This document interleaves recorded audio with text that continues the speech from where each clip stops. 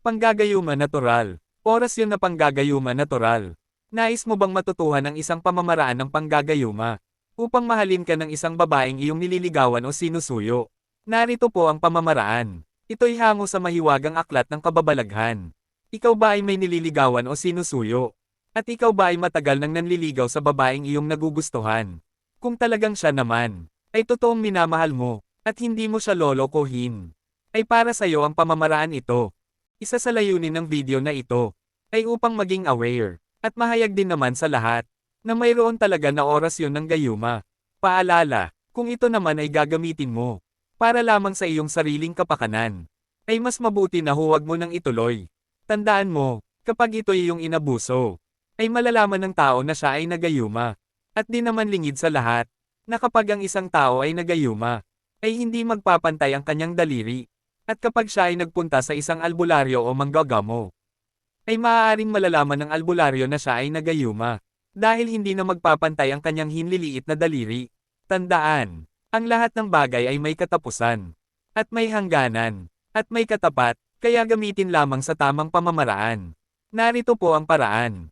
Gayuma natural, 3 beses mong babanggitin, at ihihip sa mukha ng iyong nililigawan, at siya'y mapapahinuhod mo sa iyong kagustuhan.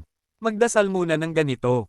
Ama ko, sumasalangit ka, sambahin mo ang ngalan ko, at sundin mo ang nasa kalooban ko. At pagkatapos ay isunod ito. Sa Tor, Arepo, Taynet, Opera, Rotas, Mom, Niyam, Tulgom, Duminom, Abalatom, Pistigos, Moltom, Salumia, at pagkatapos ay isunod ito.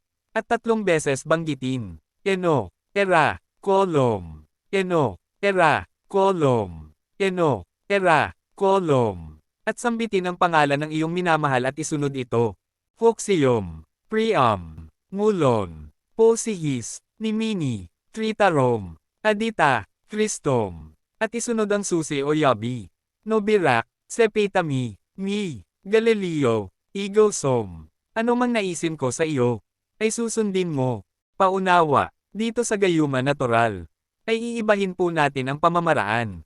At ganito po iyon, babanggitin po ninyo, o uusalan ng 3 beses, ang dasal at oras yung ito, kapag natanong mo na siya, o ang bahay ng iyong nililigawan, habang ikaw ay papalapit sa kanila, at kapag siya ay iyon ang kaharap, ay uusalan na lamang ito sa iyong isipan sa tuwi-tuwi na ang oras yung ito.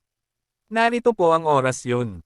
Hase, Ama, Hase, at banggitin po ninyo ang pangalan ng taong iyong nililigawan. At idugtong mo ang salitang ito. Ibigin mo na ako, at mamahalin, habang ikaw ay nabubuhay. At Maro, Kimarmado, Armado, Akifu, Terciel,